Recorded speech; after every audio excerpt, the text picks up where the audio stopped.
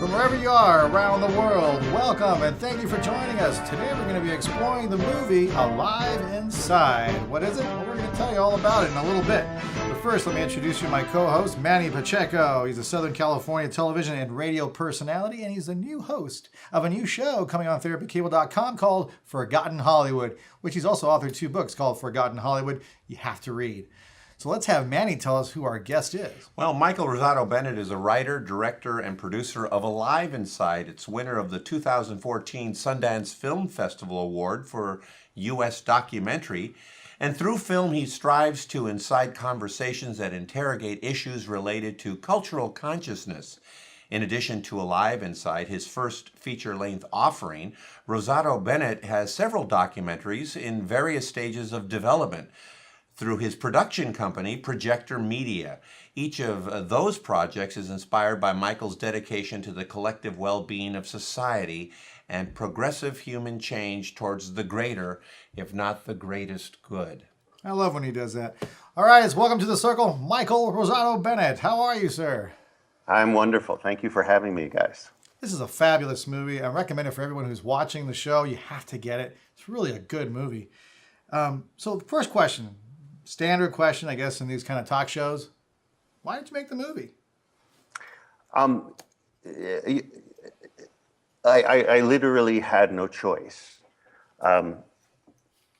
They say every artist, every writer tells one story over and over again. Have you ever heard that? Or that we each have sort of individually our own story to tell. And if we do 10 films or we do 10 books, it's a variation on that. It's an investigation of that seminal theme that is you, and perhaps all of us in our lives explore life in that same way. We have relationships and they're reflections of the other relationships we've had, trying to get it right, trying to understand some central questions that have perhaps been plaguing us. And, in this film, I went into a nursing home on an assignment.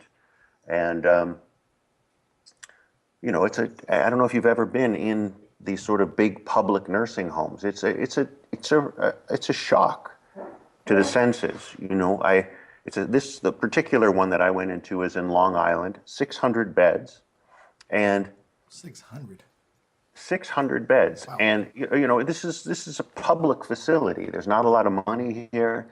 And, you walk in and you see elders, about 100 of them, lined up against the wall in wheelchairs. Some of them like this. Some of them, it's terrifying for a person who has been segregated from this population, as we all are. We live in a very, we don't live as much with our elders as we used to. When I was growing up, there was a woman next door who had dementia, and literally there were 7 sisters who came in and out every day, and nobody took care of her. Everybody took care of her. Now, if you have an elder with dementia, it's almost your life is over because you're all alone and you have to take care of this person. Anyway, so I end up in this facility, and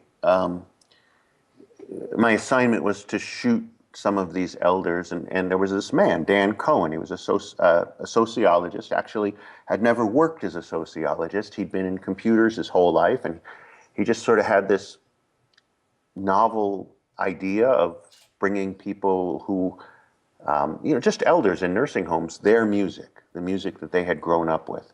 And what happened was when he gave it to people with dementia, something surprising happened. And what happened was, this is what happened in front of me. I was sitting there filming, and we gave this older gentleman, 94 years old, an African-American man named Henry. I don't know if you've seen the clip of Henry. It actually went viral worldwide, which is pretty amazing. It was a 6-minute clip of what happened to Henry, and the entire world was willing to watch 6 minutes of a man with dementia listening to his music. And I think what happened to me happened to other people. I saw this man who was like this, and then the light came on. And the light came on because the music it touched him in some place that nothing else in 10 years had touched him. It was his music. Music has this phenomenal capacity to enter the brain, especially with somebody who has dementia, that nothing else can. Music lights up actually more of the brain than any other stimulus, any other human stimulus, music. Well, they actually say that music, the power of music or singing a song or any kind of music is a different part of the brain as opposed to the spoken word. And you were able to capture that with Henry. Yes. So you asked me why I made the movie, and why I made the movie was, well, two things. First of all, I looked at Henry, and I was like, and then I looked at those 100 people right out in the hallway, right through the door. And I was like, are you crazy that this kind of life is perhaps hidden inside this whole population?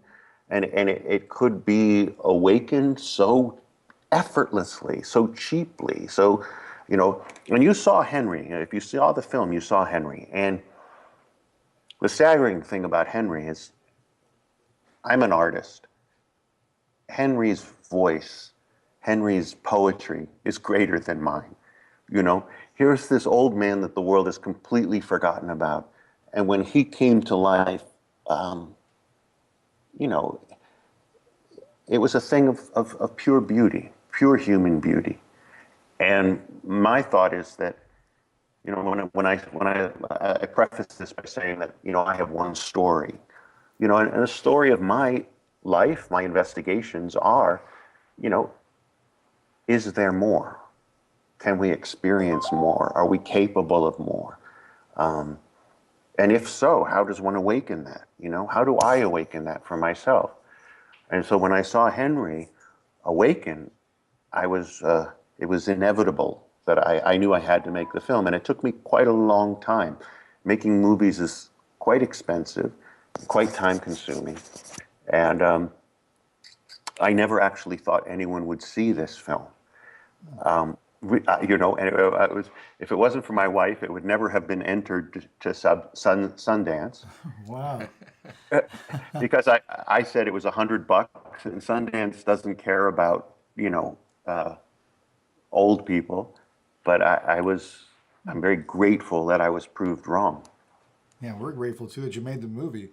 It has a powerful impact, and the Henry part is amazing. Here's a little clip of the Henry part. We'll show you 1 minute. Henry. Yeah. Henry. Yes, sir. I found your music. You want your music now? What do you want me? Let's try your music, okay? And then you tell me if it's too loud or not. Then he is given an iPod containing, we know, his favorite music.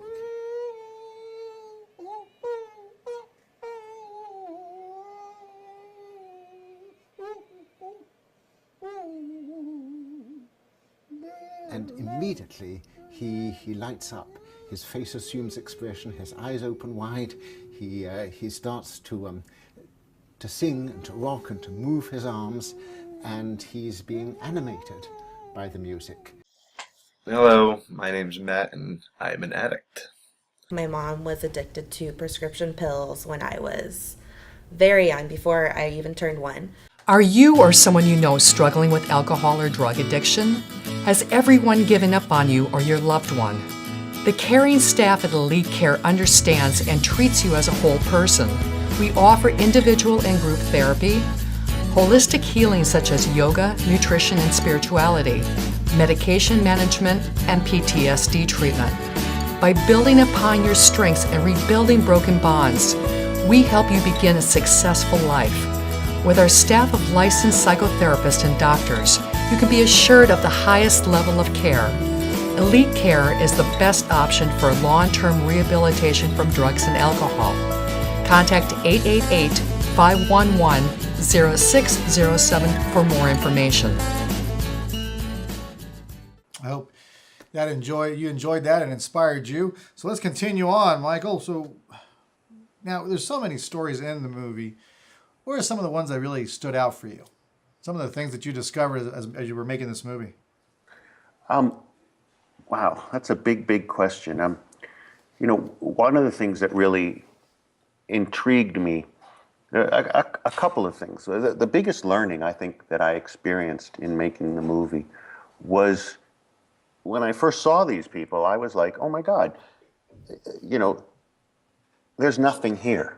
These people their minds have been erased by Alzheimer's dementia, that there's nothing there. And what I learned, which was so completely different, and why I said in our sort of pre-conversation that I sort of felt like I found another mind, is I learned that especially in Alzheimer's dementia, that the emotional being is pretty much completely intact. The capability of these people, not at the very end, but for much longer than I had thought, their capacity to love, their capacity to feel joy, to literally experience music. I'm an artist. You guys, I'm sure you love music, right? Yes, sir. Absolutely. Right. And I would assume that the appreciation of music is actually one of your most treasured, and if you were to self-define, one of the most profound capacities that you have. Your capacity to sit there with Bach or Mozart or Beethoven or Bob Dylan and parse the meanings and the meters and the polyphonies and the polyrhythms. This is the achievement of a phenomenal mind. Very few animals can actually experience and parse music. So it's a tremendous accomplishment of the mind. And here are these people with Alzheimer's dementia deep into that journey. And not only are they capable of experiencing music as profoundly as I, but I discovered more profoundly than me. Like even Mary Lou, I don't know if you remember Mary Lou from the film, but she, when I remember one day after watching her, listen to her music, I was kind of humbled. I was like, I'm supposed to be this filmmaker, this craftsman of story and music, and here's a woman with half her mind gone, who's pouring her soul into her music and letting it hit every square inch of her mind and her body and her memory and her feelings, So I was like, wow, this person with dementia is actually experiencing music on a deeper level than I am. And I actually went home and I went in my bedroom and I turned off all the lights and I got my music and my headphones, and I said to myself, I'm not leaving this room till I experience my music to that level. That there's a sort of agreement that we have to limit our experiences of things like music, of love, of human connection, whatever. There's all these layers and layers of things that we have agreed to limit ourselves in. And for me, it took a woman with dementia, quite severe dementia, to allow me the freedom of investigating inside my own being, the depth of my capacity to experience music. Because music is probably our most ancient language. It's probably about 400,000 years old at some level. It uses more of the brain than any other human activity, more different pieces of the brain. And it's probably why it survives so late in these diseases. But, I would challenge you and all your listeners to follow Mary Lou's example and to go into your room some night and close off, your lights and listen to your music and see how deeply you could let it reverberate in the systems that are you, in your mind, in your memory, in your rhythm, in your body. You'll find that it's quite profound, and we've sort of turned it into a little product, if you will, something that's sold on CDs and sold on the airways. But personally, I believe that it's actually the proto-religion. You know, it contains within it the wisdom that is the basis of all religions, sort of consolidated in a pre-verbal form. You know, it has rhythm. What is rhythm? You know, rhythm is faith. There will be a moment and another moment and another moment and another moment. Like people, you know, people say they have no faith. You know, well, excuse me, you know, for the for the first 9 months of your life, you know, you were surrounded, you were protected in basically heaven, a place where all your needs were met, where a tube went into you and gave everything good that you needed and took away everything bad. And your head rested on the heartbeat of your mother's heart, and it beat and beat and beat, and it told you, you are going to continue and continue as long as this beat continues. So it's no surprise that we played with that beat, you know? And then we said, hey, do do do do do do do do do. Wow, melody. Wow, that's interesting. So you can have faith through time, and then polyphony. You know, oh, we can have different lines. You know, we are different. We are not the same, and yet we are together. So, in other words, I feel like every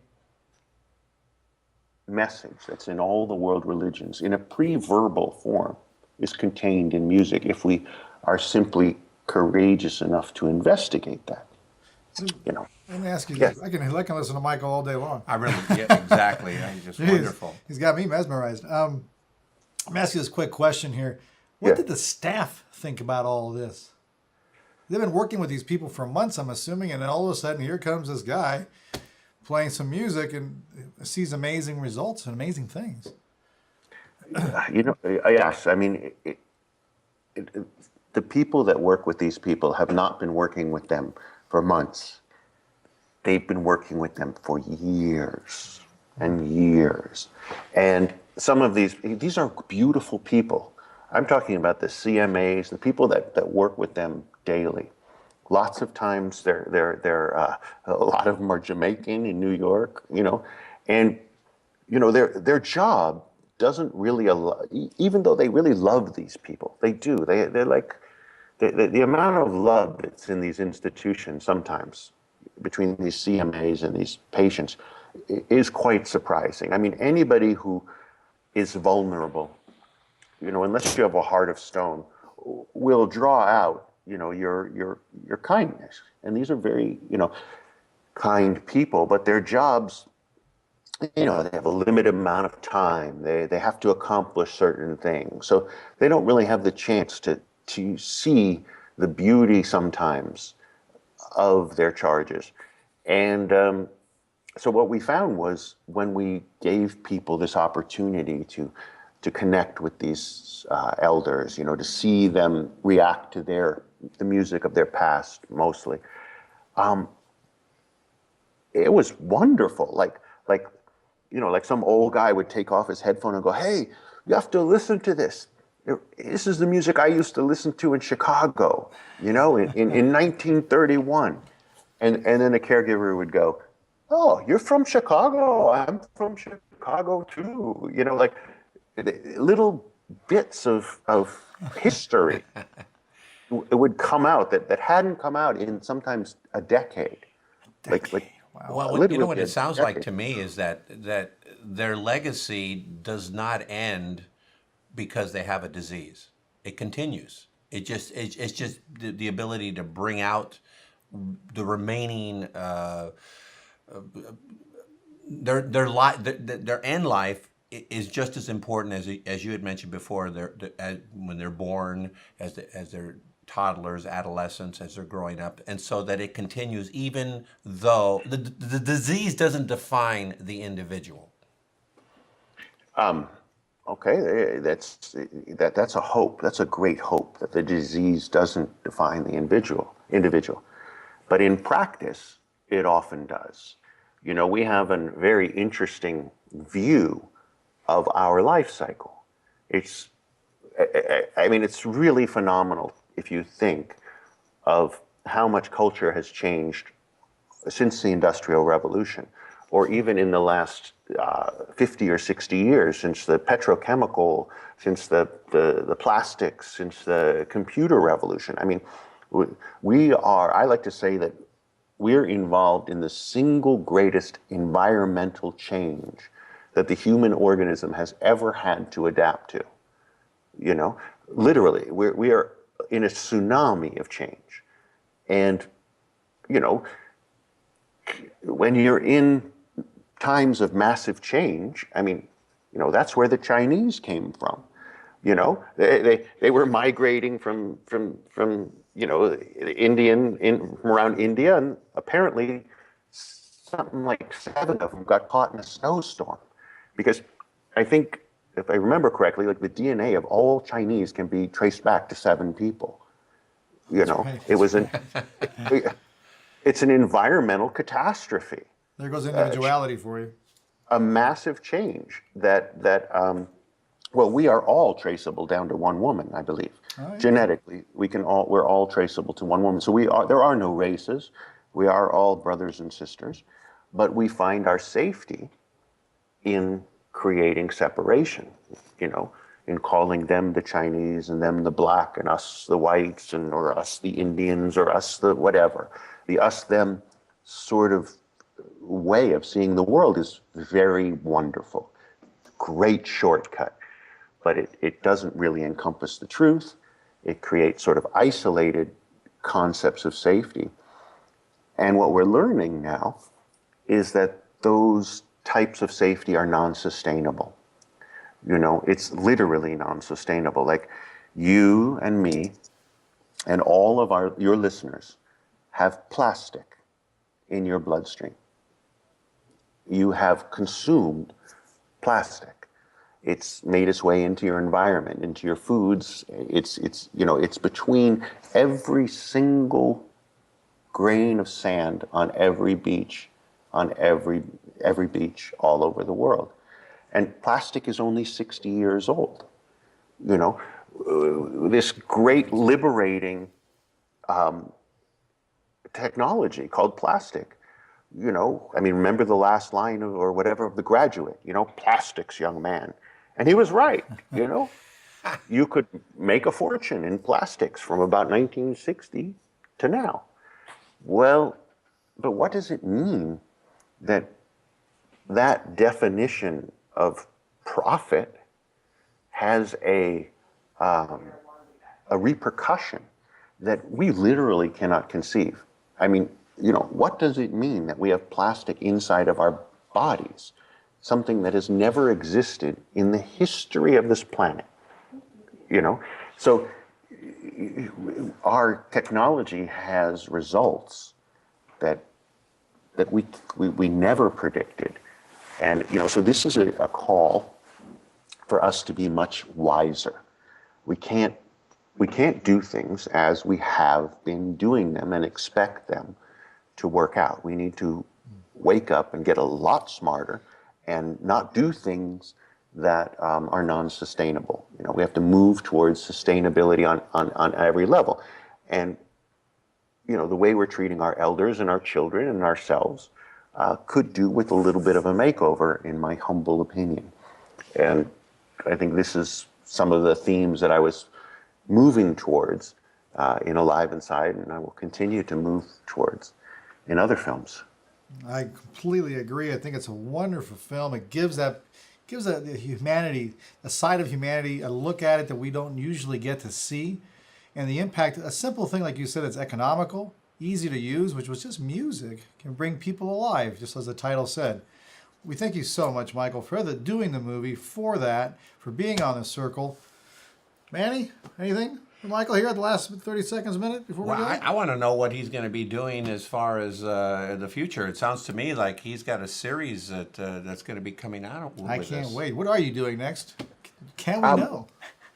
I mean, right now it's tentatively titled Alive Again. And it sort of takes off where Alive Inside stopped. And hopefully in the process of this film, we will stop the overuse of antipsychotic medications in nursing homes.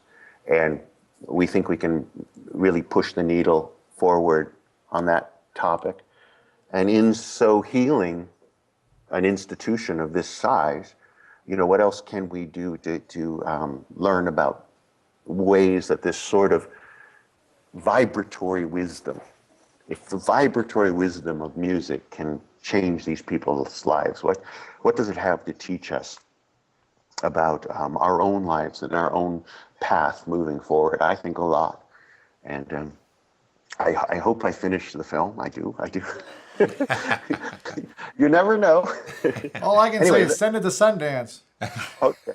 So listen, let me just plug two things. If you want to get the film, come to our website, aliveinside.us. If you want to volunteer and help Music and Memory, you can go to musicandmemory.org and help Dan out.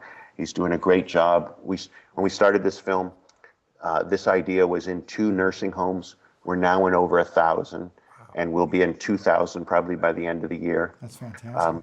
We are really changing the world in a very small way, but it's a very comforting thing to know that the world can be changed, and I'm happy for that. I'm sure those people appreciate it. Thank you so much again, Michael, for being on the show. Hopefully we'll bring Michael back. We did have a conversation off camera about objectification. What can that do to society? Michael had some great insight. I'd love to talk further about that. Manny, thank you for being here. It's been my pleasure, and thank you for having me. This has been a wonderful conversation. It has been. Forgotten Hollywood, Manny Pacheco, Alive Inside, Michael Rossato-Bennett. Remember, our motto is simple. Wherever there's psychology involved, we're going to leave here with Bach playing in the background. We are there. See you next time, everyone.